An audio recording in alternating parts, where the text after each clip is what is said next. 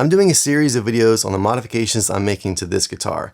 It looks more like a shell of a guitar at this point, and that's because I'm about to strip the finish off of it. It started its life out as an Epiphone inspired by Gibson 335 figure top and raspberry burst. The main difference between this guitar and the Dot being the nicer top and of course the block inlays.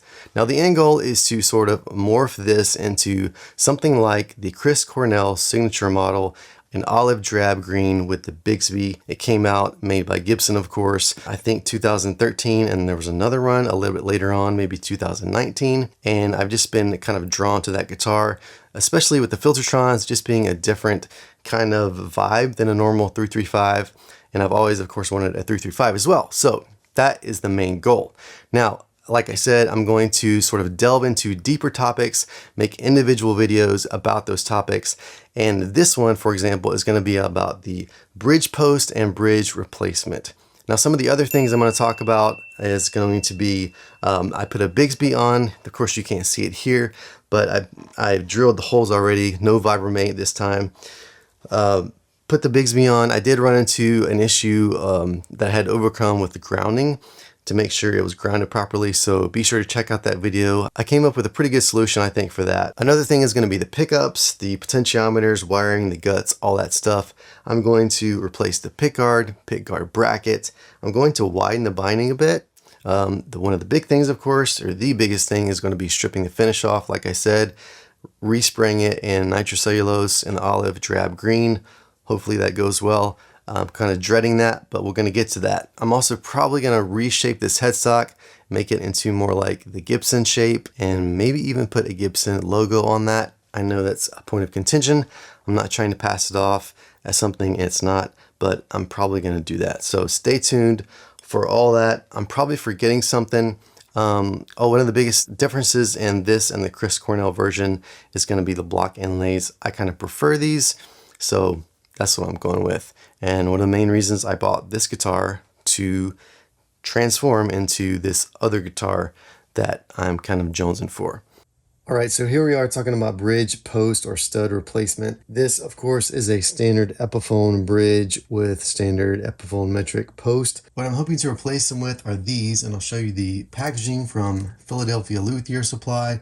It is an ABM 2548N-L, meaning that the bridge post tops are 4 millimeters and the bottoms are M8, and it is nickel. So what that means is the top of these have a 4 millimeter diameter and the bottom is an M8, which basically means a metric style thread. The idea is that these will be a drop-in replacement, and that, you know, I cannot use this bridge again because hopefully you can tell, I can try to zoom in here a little bit. But yeah, hopefully you can tell that these posts are not the same tops as these. What I'm hoping to replace this bridge with is this. It is a Tone Pros roller bridge. It is a TP6R, which is essentially a drop-in replacement bridge for a Nashville style bridge on a Gibson guitar.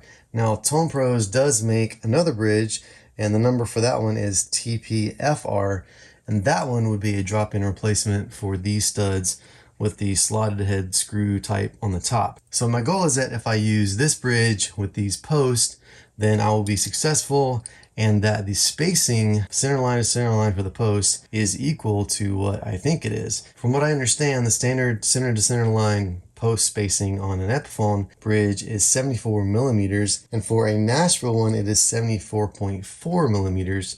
So I think that is going to be about the same. Now, I did have quite a few issues when trying to replace the bridge studs on my Gibson guitar, because what I found out is that I had the Nashville post spacing, and in fact I had Nashville post, but the owner of the guitar previous to me had put an ABR style bridge on there. Now, I don't know exactly what they did, but I think they used the standard ABR and they widened the holes to accept the Nashville post. And so that left me in a conundrum of figuring out what type studs I needed, and eventually I ended up having to replace the bridge. So for the ABR bridge, the old style with the really skinny just screw head, I mean, it looks like a screw with no head on it, sorry, and these wheels just, you know, screw down onto those. So it has a very skinny top post, those are about 3.5 or 3.6 millimeters in diameter. Now the Nashville ones, like we said, are 4 millimeters.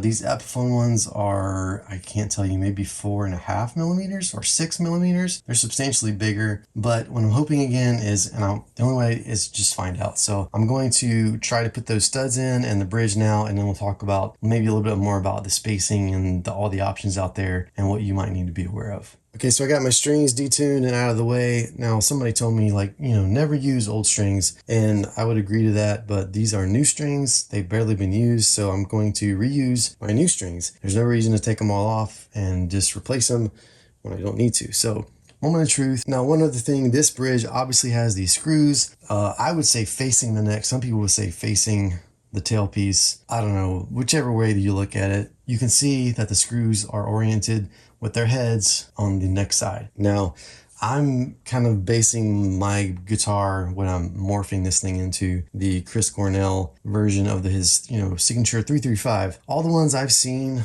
online, the pictures of his all had the heads of the screws on the end of the guitar facing that direction. So like this and not like this. So that's what I'm gonna do. Now, if I wanted to go ahead and rough in the intonation, I could look at these saddles because the intonation is set for these, and kind of, replicate that with these saddles. And I may do that, but I'm concerned right now about the fit more than anything. I can always go back and kind of match these up and get a head start on the intonation. So let me take this off, and it should just come right off the top there, like so. Okay, so you can see again the difference in these types of post, the metric being very large and the Nashville style being a lot smaller. So now I already know kind of what my bridge height needs to be based on my string height and all that, so I'm not too concerned. If you want to, you can measure that before you take these out, whatever you need to do for your guitar, obviously. These, appear to be about the same size as the new ones I'm putting in, and of course they will have to be the same thread. But as far as the length, the depth or whatever, yeah, they're pretty much the same. Maybe the replacement one's maybe a little bit longer. So that's that. All right, now no doubt these should go in just fine because they're the M8 metric and they're supposed to go in here. So if they don't, I'm gonna be really surprised, and they do go in. So that's good. Okay, seems to be not super smooth for a second there, but it's going in just fine. And we'll put the other one in, getting the strings out of the way. Yeah, I don't know why it gets kind of hung up there, but anyway, so moment of truth. Will this Tone Pros bridge made for Nashville replacement fit on these posts? Yes it will. So my concern was that it was just going to be too narrow or too wide, but as a matter of fact, it does fit. So I guess the standard 74.4 millimeter center to center line spacing for the Nashville bridge is more or less equivalent to the Epiphone 74-ish millimeters that they have for theirs. I wasn't for sure if that was going to work, but it appears that it does. Okay, so I just want to talk briefly, because I said I would, about the differences in the Gibson and Epiphone even bridges, specifically more about Gibson, because I think a lot of people are going to want to upgrade their Epiphones to a more Gibson style. In the case of what I'm doing, you may just want a better metric bridge. So maybe you want to get a better bridge that fits on the existing slot head studs for your Epiphone guitar. Anyway, just to kind of reiterate and to expand upon the differences and similarities, I'm going to try to put this information up on the screen to make it easier to comprehend. And this info comes from Favorite Guitars. The standard, like, historical old school type bridge on like Les Pauls and ES335, stuff like that, would be like an ABR, historic or ABR1. And that stud spacing, center line to center line, would be about 73 and 6 millimeters, and the whole diameter of the bridge would be about 3.65. Okay, so that means the top of your studs are going to be about that same size too. So for the old school ones with just like basically a threaded rod sticking up, it's like 3.5, 3.6 millimeters. Now your Nashville bridges have a centerline to centerline spacing of 74.4 millimeters, like we talked about, like this one is. And the top of those holes, I guess, are 4.35 millimeters, but they're made to accept this 4 millimeter post top. Now I've taken a set of calipers to ones I've had previously, and they measured like 3.7. They're supposed to be 4, so there's obviously some tolerances and some variations. They're not exact, but in general that's the case. Now there is an ABR metric style bridge that is made to fit on the Nashville post, but it's the skinnier ABR bridge type, and that stud spacing is 73.6 millimeters, and the holes at the top of that are 4.2 millimeters. So it's the same centerline to centerline as the historical ABR, but it has a different top to fit the different post. Now, all that can be very confusing. Faber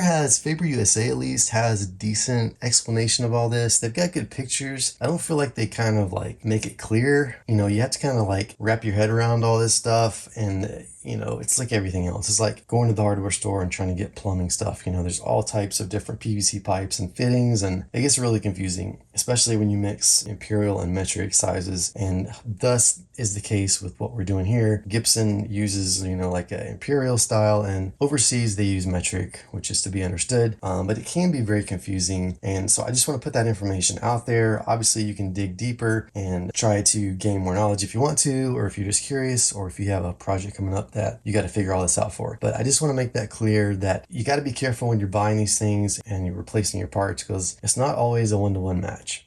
Okay, just because I can't help myself with deep diving into these measurements, this is the old Epiphone style bridge, and you know, here I got my calipers set to 0 there. They're zeroed out and it's on millimeters. If I look at the inside hole, it is about 6 millimeters. So if we take these old posts with the slot heads on top, should be about the same. Yeah, so 6 millimeters. So there you go. Now, out of curiosity, I would like to know what these are. 4. All right. And 4. So those are spot on. The ones I had from Faber actually were threaded on top, so that may have given them a little bit more variance. They were, like I said, 3.7 millimeters, and these, like we showed, are exactly 4, which is cool.